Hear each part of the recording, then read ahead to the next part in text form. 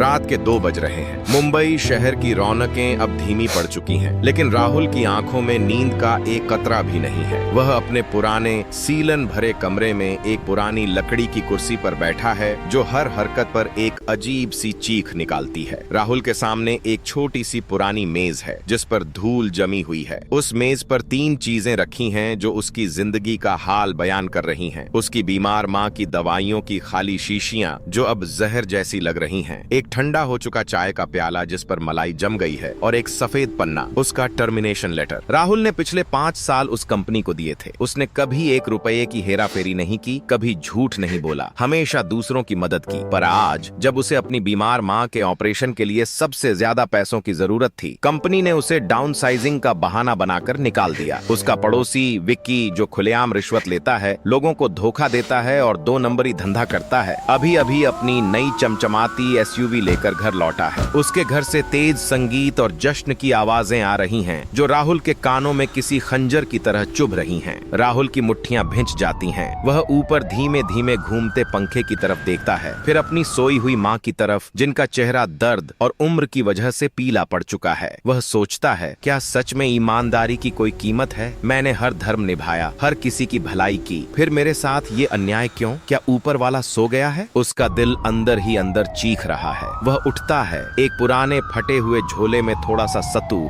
एक पानी की बोतल और अपनी माँ की एक पुरानी शॉल रखता है। वह निकल पड़ता है इस बेरुखे शहर से दूर, इन सवालों के जवाब ढूंढने। उसे किसी ने बचपन में बताया था कि हिमालय की गोद में एक ऐसे महाशून्य साधु रहते हैं, जो इंसान की किस्मत के उन पन्नों को पढ़ सकते हैं जो अभी तक खुले भी नहीं है। शहर की भीड़ भाड़ और प्रदूषण पीछे छूट गया है। राहुल अब पहाड़ों के उस रास्ते पर है जहां हवा में ठंडक नहीं, बल्कि एक अजीब सी खामोशी है। रास्ता आसान नहीं है, हर कदम पर मौत का खौफ है, लेकिन राहुल का दर्द उस मौत से बड़ा है। ठंड इतनी है कि राहुल की हड्डियां कांप रही हैं और उसकी सांसें धुआं बनकर निकल रही हैं। उसने 3 दिन से सही से कुछ नहीं खाया है, सिर्फ पानी पीकर वह अपनी भूख को दबा रहा है। उसके पांव में छाले पड़ चुके हैं, जो हर कदम पर फट रहे हैं, पर उसके अंदर की आग उसे रुकने नहीं देती। रास्ते में एक बर्फीली हवा के झोंके के बीच उसे भारतीय सेना के ट्रकों का एक बड़ा काफिला गुजरते हुए दिखता है। वह रुककर उन मजबूत ट्रकों को देखता है जो बर्फ को चीरते हुए आगे बढ़ रहे हैं। उन ट्रकों के अंदर बैठे जवानों के चेहरे पर एक अजीब सा सुकून,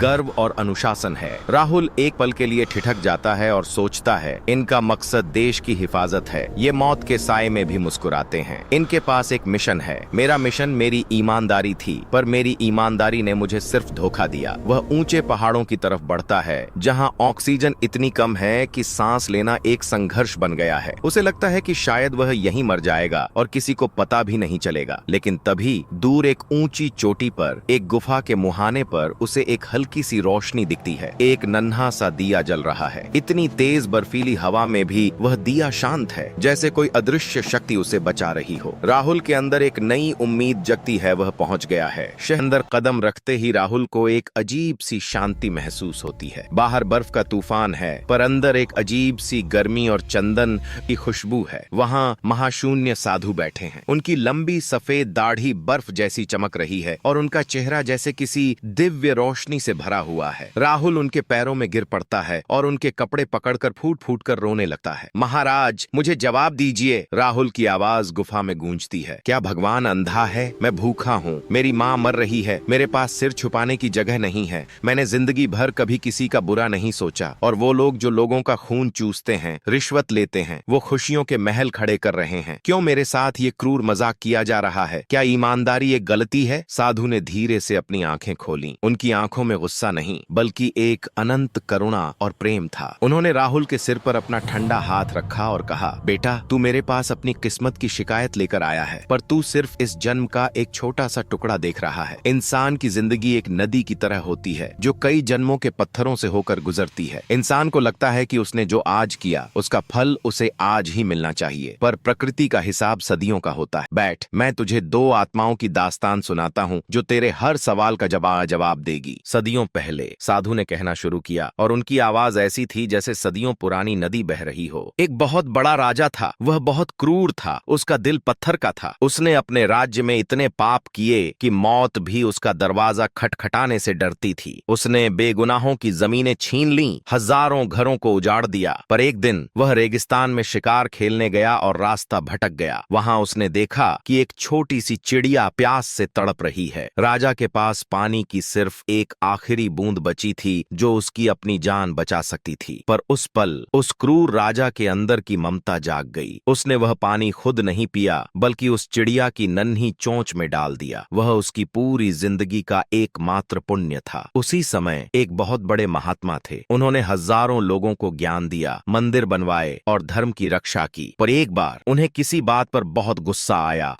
और उन्होंने एक मासूम जानवर को चोट पहुंचाई। वह उनका पूरी जिंदगी का एकमात्र पाप था। साधु ने राहुल की आंखों में देखते हुए कहा, वक्त का पहिया घूमा, राजा और महात्मा दोनों की मौत का दिन आया। विधाता के दफ्तर में हिसाब हुआ। राजा को उस दिन एक भयानक युद्ध में कट कट कर मरना था। यह उसके सदियों के पापों की सजा थी जो उस दिन मुकम्मल होनी थी। पर उस एक बूंद पानी की वजह से उसकी किस्मत का पन्ना पलट गया। राजा को युद्ध में सिर्फ एक तलवार की हल्की सी खरोंच आई और वह मौत के मुंह से निकल आया। दुनिया ने देखा और कहा, देखो, इतना बुरा आदमी होकर भी मौत से बच गया। भगवान कितना अन्यायी है। वहीं वह महात्मा जिन्हें उस दिन कुबेर का खजाना मिलना था क्योंकि उन्होंने सदियों पुण्य किया था, उन्हें रास्ते में सिर्फ एक पुराना तांबे का सिक्का मिला। क्यों? क्योंकि उनका वह एक गुस्से वाला पाप उनके खजाने को खा गया। दुनिया ने कहा, देखो, इतनी भक्ति की पर मिला क्या? सिर्फ एक सिक्का। भगवान ने उनका साथ नहीं दिया। पर